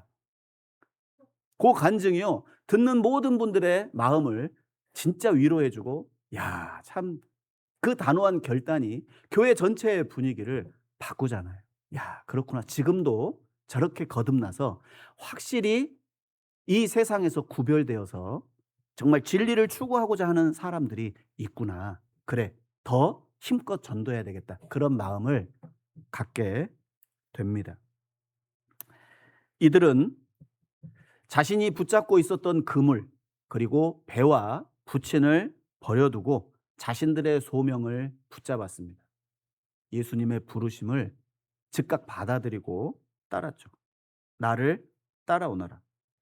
자신의 뜻대로 자신이 원해서 되는 것이 아니라 주님께서 되게 해 주시겠다는 그 말씀을 믿고 따랐습니다. 저도 처음에 교회 부름을 받을 때 생각이 나요. 저는 원래 이제 청년에서 봉사회로 올라갈 생각을 하고 있었어요. 왜냐하면 애들도 넷이고 청년회 봉사한 지가 꽤 오래됐고 집안을 좀 돌봐야 되잖아요. 그래서 목사님께 살짝 이제 제가 내년에는 37이 되는데 봉사회로 좀 올라가면 좋겠습니다. 그랬더니 목사님이 씩 한번 웃으시더라고요. 그래서 아 이제 보내주시겠다 해가지고 연말이 딱 되는데 불안한 거예요. 전도인이 부족하다고 청년회장이 전도인이 된다는 이제 그 소문을 제가 입수를 했습니다. 제 이제 옆에 청년회장 지금 스페인 선교사로 가 계신 목사님이거든요. 근데 이분이 청년회장 딱 이제 되면 나야 이제 빠져나오기가 쉬운데 이분이 전도인이 되면 한편으로는요 청년회장을 한번 해볼 수 있겠구나 그 생각을 했어요. 그래서 그래 한 1, 2년은 더 그럼 청년회에 있어 볼까? 이 생각을 하고 있었는데 갑자기 청년회장이 개인적인 사유로 전도인을 못 들어온다는 소식이 딱 들린 거예요. 아유 그런가 보다. 아이고 안 됐다. 빨리 들어갔으면 좋았을 텐데 하고 있었는데 갑자기 저를 이제 목사님이 부르셔서 내일 직장 출근하냐 월요일 날. 출근합니다. 그러니까 그러면 오전 근무만 하고 오후 뺄 수 있냐? 한번 이야기해 보겠습니다 하고 이제 집에 딱 왔는데 오자마자 담임 목사님실로 딱 불려 들어가서 구원받은 지는 얼마나 됐어요? 지금 청년회 봉사한 지는 얼마나 됐어요? 상담회는 얼마나 했나요? 아, 그래요. 자매 신앙은 좀 어때요? 저보다 낫습니다. 아, 그럼 됐네. 그러면 한 일주일 내로 직장 정리할 수 있냐고.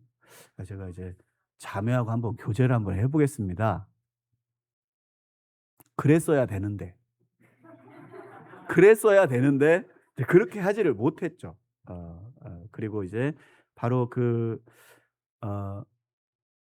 제가 모든 상황이 들어올 수 있는, 그러니까 방해가 되지 않는 상황이 전혀 없었기 때문에요. 그때 이제 들어왔는데 지금도 그때가 생생하게 기억이 납니다. 제가 직장 생활 10년 하면서 이제 과장의 직급에 있었거든요. 제가 이제 뭐 아시는 분은 아시겠지만 강의하는 일을 했습니다.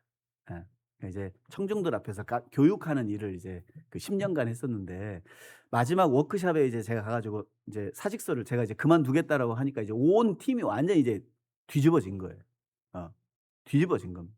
미쳤다. 내가 그럴 줄 알았다. 막 이러면서 어이구 저 술 안 먹고 저 버티더니 저럴 줄 알았다. 막 이러면서 그리고 몇몇 이제 좀 경건한 후배들이 있었어요. 3명. 근데 그들은 다 새 속에 물들어서 이제 부러운 눈치로 그러면 선교사로 나가시는 겁니까? 아니야. 아직은 선교사는 아니다. 이러면서 이제 교제를 하는데 마지막 저에게 상무님이 인사할 수 있는 기회를 주셨어요. 이렇게 이제 제 팀원들이 한 50명 됐었거든요. 50명 앞에 딱 나가서 제가 마지막 그 인사를 하는 그 장면을 사진 찍어 놓은 것도 있어요. 제가 그때 다른 말은 다 기억이 안 나는데 딱 한 가지 기억이 나는 건 이제 정말 세상에서 정말 가치 있는 일을 할 수 있게 돼서 너무나 기쁘다. 너무나 영광이다. 그리고 다른 곳에서 여러분들을 만나는 날이 틀림없이 있기를 바란다고 하면서 제가 마지막 인사를 했던 기억이 납니다. 주님의 부르심을 받았다는 것 자체가 얼마나 영광스럽고 그리고 얼마나 엄중하고 얼마나 두려운 일인지를 사역을 하면 할수록 더 깨달아가는 것 같아요. 교회 안에서 맡겨진 그 직분이요 그와 같습니다. 예. 디모데 전서 보겠습니다. 디모데 전서 1장 보겠습니다. 디모데 전서 1장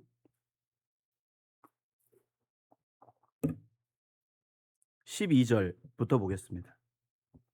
디모데 전서 1장 12절 나를 능하게 하신 그리스도 예수 우리 주께 내가 감사함은 나를 충성되이 여겨 내게 직분을 맡기심이니. 자, 바울의 생애 속에 가장 감동된 순간은 바로 그거였습니다. 예수님을 핍박하고 또 예수님을 전하는 사람 스데반을 죽였고 그리고 자기는 은혜 받을 만한 자격이 하나도 없는데 그런 자기에게 부활하신 주님이 나타난 것도 엄청난 은혜예요. 그런데 그런 핍박자요 포행자요 회방자였던 자기에게 직분도 맡기셨다. 이거는 이제 감당할 수 없는 은혜라는 사실을 이 디모데 전서 1장에 소개하고 있는 겁니다. 13절 내가 전에는 회방자요 핍박자요 포행자였으나 도리어 긍휼을 입은 것은 내가 믿지 아니할 때에 알지 못하고 행하였음이라. 14절은 같이 읽겠습니다. 우리 주의 은혜가 그리스도 예수 안에 있는 믿음과 사랑과 함께 넘치도록 풍성하였도다. 사실 봉사는 있잖아요. 직장 생활보다 더 잘해야 됩니다.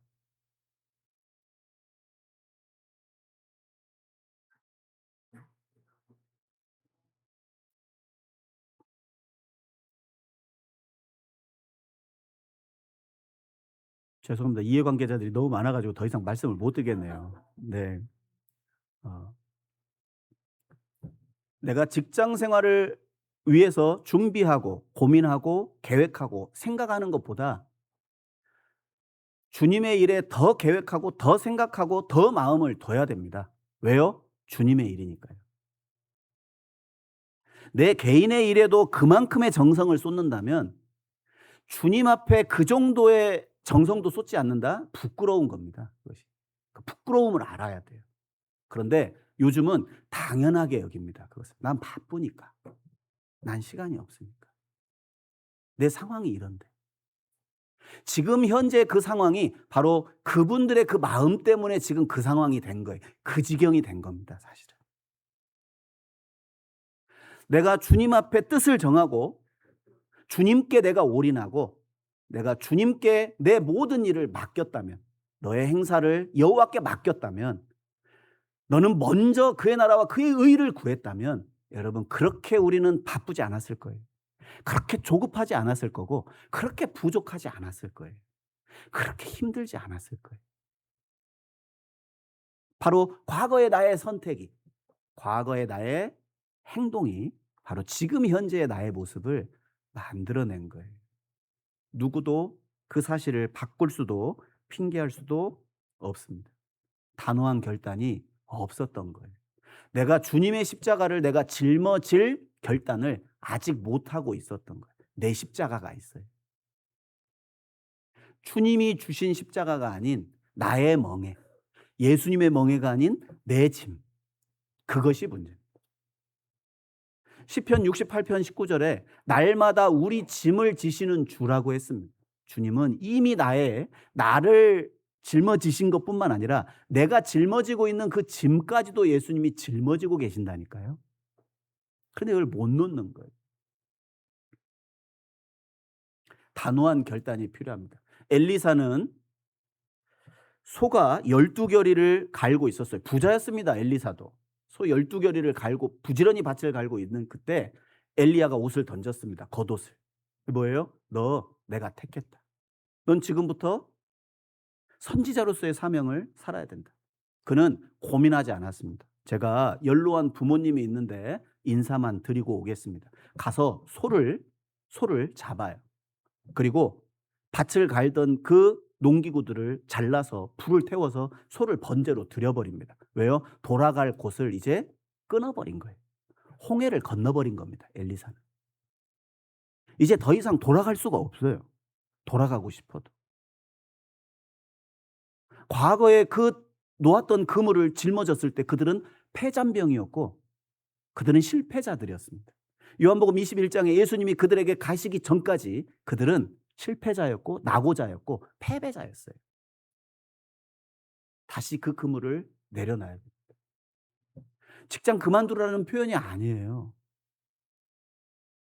사업을 그만두시라는 게 아니라 그 직장과 모든 사업을 주님의 사업으로 이전시키라는 거예요. 내 사업이 아닌 주님의 사업으로 이전시키라고요. 내가 사장이 아닌 직원으로 들어가시라고요. 내가 운영을 하는 게 아니라 주님의 운영을 받으시라는 뜻입니다. 죄송합니다. 이해관계자들이 많이 계셔서. 그리고 주님의 쪽으로 선택하고 내가 붙잡을 걸 붙잡고 놓을 걸 제대로 놓는 예산을 바르게 세워야 되겠죠. 아브라함은 갈대아 우르를 버렸고 롯과의 선택권에서 그 선택권을 포기하고 이스마엘도 포기했으며 마지막 이삭도 포기했습니다. 다 내려놓습니다.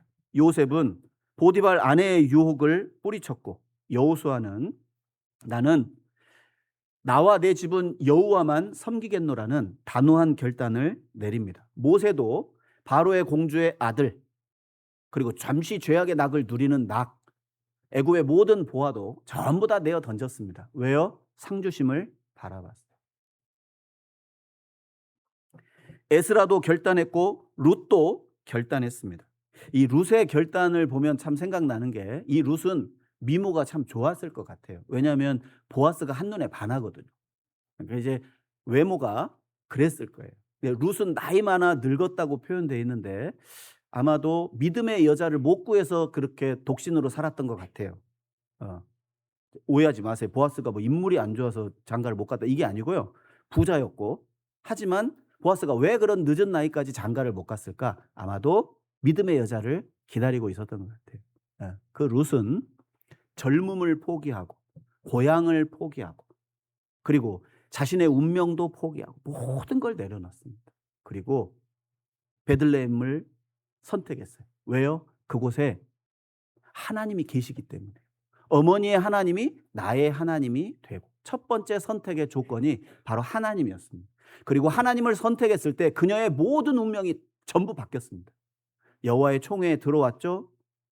젊음도 그대로 유지했죠. 남편도 얻었죠. 자식도 얻었죠. 메시아의 계보에 들어가는 영광도 얻었죠. 사실 정말 그럴 수 없는 여자였는데 그렇게 된 거예요. 사무엘상 2장 보겠습니다.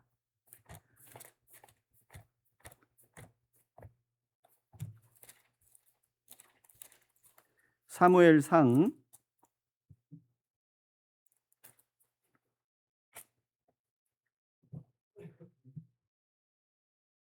2장 8절입니다. 2장 8절 사무엘상 2장 8절 제가 읽겠습니다. 가난한 자를 진토에서 일으키시며 빈핍한 자를 거름덩이에서 드사 귀족들과 함께 하시며 영광의 위를 차지하게 하시는도다. 땅의 기둥들은 여호와의 것이라 여호와께서 세계를 그 위에 세우셨도다. 자, 거름더미가 있는데 그 거름덩이에서 예를 들어보겠습니다. 그 거름더미에서 접시 하나를 발견했다고 가정해 볼게요. 접시, 그냥 일반적인 접시예요. 시장에서 파는. 그런데 그것을 딱 손으로 집어서 깨끗하게 물로 씻고 광택을 내서 집안의 가장 높은 곳에 올려놨다? 참 특별한 일이잖아요. 독특한 일이에요. 그런 일은 없어요. 거름더미에서 골라낸 걸 그렇게 가정에서 제일 귀한 것으로 여긴다? 바로 하나님께서 하나님 편에 결단한 사람들을 그렇게 보신다는 거예요. 가장 귀하게. 보석으로 보십니다. 가장 존귀하게. 결단의 사람. 선택할 걸 선택하고 버릴 걸 버리는 게 제대로 정신 차린 사람이에요. 미친 사람이 누굽니까? 붙잡을 걸 놓고 놓을 걸 놓을 걸 붙잡고 붙잡을 걸 놓는 사람이 제정신이 아닌 거죠. 주님은 제정신인 사람을 사용하십니다. 이들은 그들의 선택을 통해 더 고상하고 더 고결한 소명을 받습니다. 사람을 살리는 어부, 사람을 낚는 어부다. 보람된 삶을 살고 싶으세요? 주님의 일을 하십시오. 가치 있는 일을 하고 싶다면 영혼을 위해 사세요. 내가 지금 하고 있는 이 생각이 육신의 생각이라면 버리세요. 내가 지금 하고 있는 이 생각이 신령한 생각이고 영의 생각이라면 더 깊이 하세요. 우리의 삶을 더 고상하고 더 고결하게 만드는 건 바로 우리의 선택에 달려 있습니다. 과연 나는 붙잡을 걸 놓고 사는 건 아닌가? 나는 놓아야 할 걸 붙잡는 고집 가운데 살고 있지는 않는가 생각해 봐야 됩니다. 이들의 공통점은 자신들의 인생을 주님께 맡겼다는 걸 알 수 있습니다. 그들은 예수님의 신성과 예수님의 인격에 자기의 모든 걸 걸었습니다. 예수님이 구세주라는 그 사실 하나에 인생을 걸었고 목숨을 걸었어요. 그리고 예수님의 인품과 인성을 통해서 모든 걸 다 걸 수 있는 분이라는 사실을 발견하게 됐습니다. 그리고 결국 그들의 결말을 통해 보면 결국 그들을 얼마나 하나님께서 영화롭게 만드셨는지를 우리가 성경을 통해 알게 됩니다. 누가복음 14장 보겠습니다.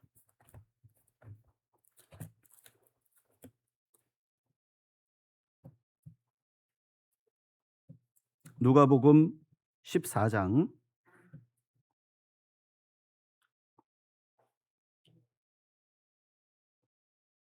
25절입니다.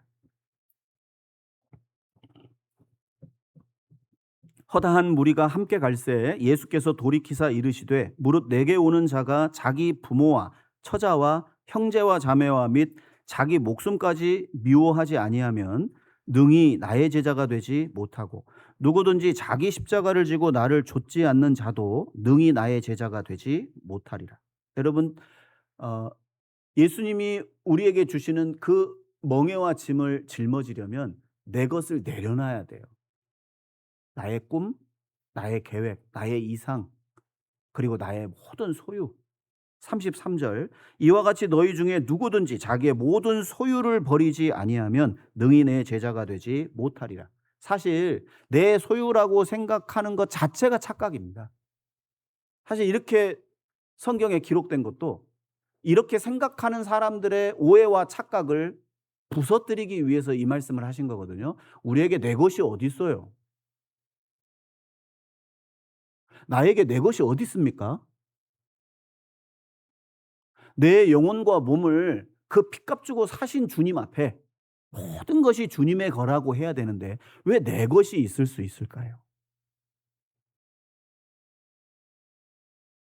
내려놓으셔야 됩니다. 내 것이 없습니다. 이제는.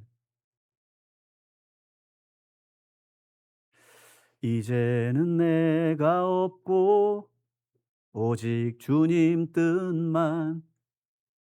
다음에 생각이 안 나네요. 그 찬양이 있습니다. 이제는 내가 없고 오직 주님의 뜻만 있다. 이 가사가요. 문득 생각이 납니다. 주님의 뜻을 붙잡는 사람, 단호하게 결단하는 사람을 하나님께서 영화롭게 만드십니다. 마가복음 9장입니다. 마가복음 9장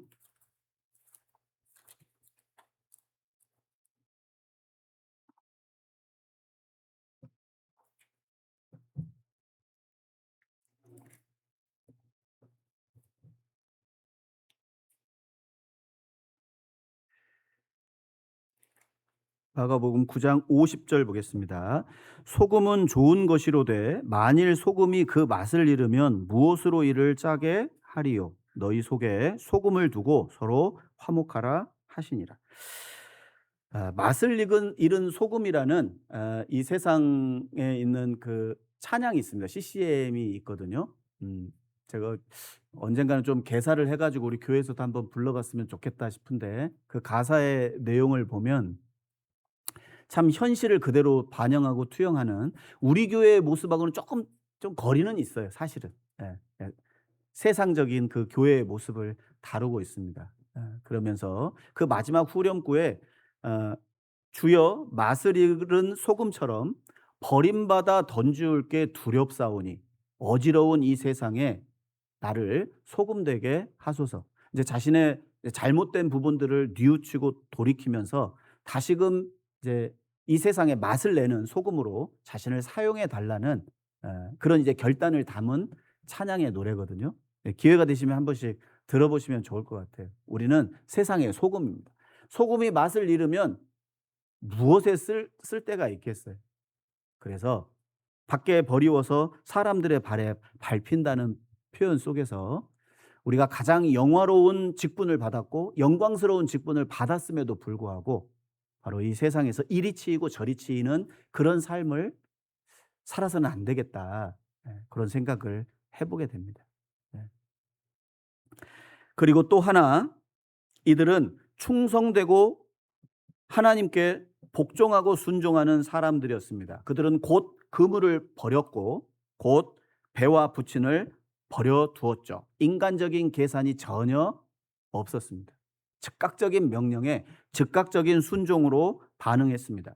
주의 계명을 행하기에 신속히 하고 지체치 아니하였나이다. 시편의 기자가 했던 말처럼 우리 대부분의 신앙적인 문제는 지체함에서 옵니다. 지난번에 청년 생활 집회에도 이 롯의 처가 그리고 롯이 이제 하나님의 그 말씀에 그 지체하는 모습을 봅니다. 그는 하나님의 경고를 듣고서도 느긋했어요. 롯은. 예. 그 소돔 사람들에게 혹은 그 소돔에 있는 사위들에게 급하게 나오라는 메시지를 듣고도 그냥 지체했다고 성경은 기록하고 있습니다. 그래서 결국에 아내도 잃었고 그리고 하나님께 받은 축복도 자손들에게 전해주지를 못했습니다. 그리고 오히려 더 하나님의 역사를 대적하는 그런 두 세력이 롯을 통해 나타나게 되는 그런 치명적인 결과를 보게 됩니다. 우리 중에서도 결단은 합니다. 그런데 그 결단을 미루어요. 그래서 문제가 생기는 거예요. 결단을 했으면 신속하게 시행하는 것이 필요합니다. 이들은 모든 것을 버리는 데에 신속했고 주님을 따르는 데 신속했던 사람들입니다. 누가복음 9장 62절에 손에 쟁기를 잡고 뒤를 돌아보는 자는 하나님의 나라에 합당치 않다라고 말씀하셨어요. 우리는 뒤를 돌아볼 사람들이 아니라 앞에 있는 표대를 보고 나아가야 될 사람들입니다. 공부도 중요하죠. 농사도 중요합니다. 사업도 중요하고 직장 일도 중요해요. 땅의 일을 하지만 그 모든 일의 목적을 상실해서는 안 된다는 거예요. 그 모든 일의 최종 목적은 바로 복음을 전하는 일입니다. 사람을 건지는 일을 하기 위해 우리가 그 일을 하고 있다는 거예요. 주객이 전도되면 안 된다는 뜻이에요. 이들은 부르심을 받자마자 즉각적인 행동으로 옮겼습니다. 그리고 이들은 마치 자기 일에 얽매이지 않는 주님의 군사처럼 행동을 했죠. 마땅히 주의 군사들은 자기 생활에 얽매이는 사람이 아니다. 그리고 끝까지 주를 좇았다고 성경은 말하고 있습니다. 야고보는 최초로 순교한 사도입니다. 하나님께 순교로 영광을 돌린 사람이죠. 베드로는 한 번 전도할 때 3,000명, 5,000명이 구원받는 위대한 설교자로서 하나님께 영광을 드렸습니다. 요한은 아마 이제 그물을 집었잖아요. 그러니까 베드로는 그물을 던지는 일을 하다가 부르심을 받았고 아마 역동적으로 그물을 이렇게 투망을 쫙 이렇게 던지는 그런 모습을 보고 예수님이 반했을 거예요. 야, 쟤 제대로 교육시키면 야, 수천 명 구원 받겠다. 나보다 낫네. 뭐 이러면서 이제 베드로를 택하실 수도 있고요. 그리고 요한은 조용히 앉아서 그물을 깁는 건 저는 이제 해보지는 않았지만 사실 뜨개질 하는 게 그게 사실 남자들이 할 일은 아니잖아요. 그러니까 아마 이제 세심하게 이제 구멍이 뚫린 부분은 없는지도 세세히 봐야 되고 이렇게 꿰맸던 것 같아요. 요한은 사랑의 사도입니다. 사실 요한이 뭐 전도해서 뭐 수백 명, 수천 명 구원받았다는 내용은 안 나와요, 성경에. 단 그는 요한 서신을 기록하면서 서로 교회를 하나 되게 하는 일을 했습니다. 사랑으로 하나가 돼야 된다. 서로 사랑하라. 이 메시지가 요한의 메시지였어요. 그러니까 밖으로 베드로는 외연 확장, 복음이 외적으로 전해지는 것을 통해서 하나님께 영광을 드렸고, 요한은 그 교회가 하나 되는 것을 통해서 하나님께 영광을 드리는 귀한 인생으로 하나님이 바꿔주십니다. 끝까지 충성된 모습으로 예수님을 쫓아 사람을 낚는 어부가 됩니다. 그리고 여기 마태복음 4장 다시 본문 보겠습니다. 마태복음 4장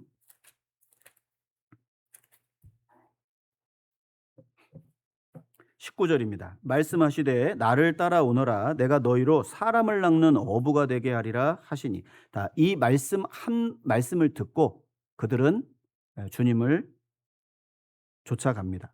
내가 그랬잖아요. 그러니까 주님이 주체가 되시는 거예요. 내가 너희로 사람을 낚는 어부가 되게 할 것이니 나를 따르기만 해라. 자, 사람을 낚는 어부가 되는 첫 번째 조건이 뭐냐? 나를 따르랍니다. 주님을 섬겨야 됩니다. 주님과의 올바른 관계가 있어야 되고 주님께 순종해야 되고 충성해야 됩니다. 사람이 나를 사랑하면 나를 따르리니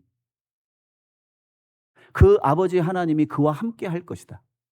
나를 따르라. 하나님과 함께하는, 하나님을 섬기고 그리스도를 섬기고 순종하는 자에게 능력을 주시는 거예요. 그에게 영혼을 건질 능력을 하나님이 주십니다. 하나님은 믿음의 사람들을 통해서 지금껏 역사에 오셨습니다. 구약의 일꾼들, 사도들, 그리고 지금 현재도 마찬가지예요. 제가 그 화순교회에 있을 때 화순에 한 800명 성도가 800명입니다. 그런데 그 중에 제가 신방을 거의 대부분 다 돌았거든요. 한 4년 걸렸습니다. 부사역자인데 신방을 다 돌으라고 이제 담임 목사님 하셔서 4년간 교구를 바꿔가면서 다 돌았거든요. 그때 꼭 여쭤보는 것이 구원을 어떻게 받으셨습니까? 이렇게 이제 질문하잖아요. 구원 간증을 이렇게 들으면서. 그러면 하나같이 그 입에서 나오는 이름이 있었어요. 공통적으로. 한 분의 집사님 이름이 항상 직간접적으로 언급이 됩니다. 심지어는 한 130에서 150명 입에서 그분 이름이 나왔거든요. 그런데 한 번은 PAT라는 옷집을 하시는 옷가게 사장님을 전도하셨는데 무려 3년간 1,000만 원을 쓰셨대요. 제가 아까 말씀드린 그 외제차 말씀하신 집사님 자매님이시거든요. 그 집사님이 키도 작으시고 볼품도 없어요. 흠모할 만한 것이 아무것도 없는데 옷은 PAT야. 항상 바지도 PAT, 잠바도 PAT, 바람막이도 PAT. 그래서 뭐로 저렇게 비싼 옷을 저렇게 입으실까 했더니 나중에 알고 보니까 그 사장님을 전도하려고 계속 가는 거예요. 그분 별명이 진돗개입니다. 한번 물면 안 나요. 그리고 물질 아끼지를 않아요.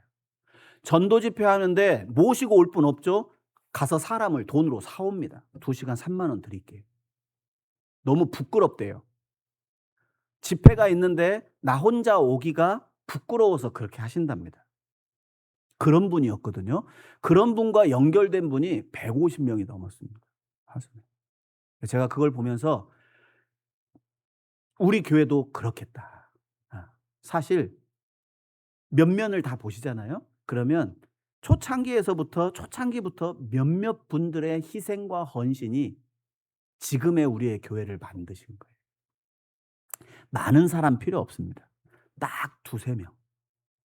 주님께 목을 내놓고 주님께 바쳐진 인생을 사는 3분만 있잖아요. 그럼 300이 아니고 500도 가능합니다. 죄송합니다. 제가 이전 교회 이야기를 안 해야 되는데 이제 바쳐진 한 분, 제가 이제 안강으로 발령을 받아서 제가 그동안 이제 7년간, 8년간 그곳에서 있었던 일들을 쭉 이제 해보니까 처음 왔을 때 첫 주일 28명, 28명이 대강당에 있었거든요. 근데 제가 딱 마지막 설교하고 단체 사진 딱 찍는데 108명이었어요. 80명이 늘은 거잖아요. 물론 이제 이사 오신 분도 있고 전도가 된 분도 있고 여러 이제 분들이 있지만 그중에 한 분이 구원받고 그 구원받은 한 분을 통해서 직간접적으로 연결된 사람이 30명이었습니다. 한 분 때문에. 그래서 제가 안강에 올 때 무슨 기도를 하고 왔냐면 하나님 한 분만 저에게 붙여주십시오. 한 분만. 한 분만. 그 한 분의 변화된 삶을 통해 30명, 60명, 100명 결실을 보여주십시오. 가능합니다. 불가능한 게 아니에요. 이제 수양회가 곧 다가옵니다. 아직 마음의 결단을 못 하신 분도 여기 계실 거예요. 그런데요, 수양회는 참석이 아닙니다. 죄송합니다. 전도 집회는 참석하는 게 아니에요. 참여하는 거지. 참석은 내가 조건이 되고 상황이 되면 내가 가주지. 참석이에요. 참여는 내가 있어야 할 곳에 있는 것을 참여라고 말합니다. 이번에 수양회 홍보 영상 보셨죠? 우리는 함께 참전합니다. 참전. 가나안 전쟁에 함께 참전했던 사람들을 하나님이 축복해 주신 것처럼 올 여름 하계 수양회가 정말 우리 모두 한 마음 한 뜻으로 그물질 제대로 해서 제대로 한번 어두운 바닷속에 죄악된 바닷속에 죽어가는 영혼들을 건지는 좀 그런 기회가 되었으면 좋겠습니다. 함께 기도하시겠습니다. 하나님 감사합니다. 우리를 구원해 주시고 사람을 낚는 업으로 불러주신 것 감사합니다. 주님께서 약속하신 대로 주님을 바르게 따르고 또 섬길 때 우리를 사람을 살리는 영혼을 살리는 업으로 만들어 주신다는 그 약속이 우리를 통해 이루어질 수 있도록 하나님께서 도와주시고 역사해 주시옵소서. 내일부터 청년의 집회가 시작되고 또 금요일부터 1차 하계 수양회가 시작됩니다. 아직 마음에 결단을 내리지 못한 분들이 계시다면 이 시간 결단케 하시고 또 함께 모든 분들이 그 복음의 바다에 함께 참여해서 귀한 영혼들을 건져내는 귀한 사업에 함께 동참할 수 있도록 기회 주시고 또 은혜 베풀어 주시옵소서. 이후의 모든 시간도 주님께 부탁드리며 우리를 사랑하시는 예수님 이름으로 기도드렸습니다. 아멘.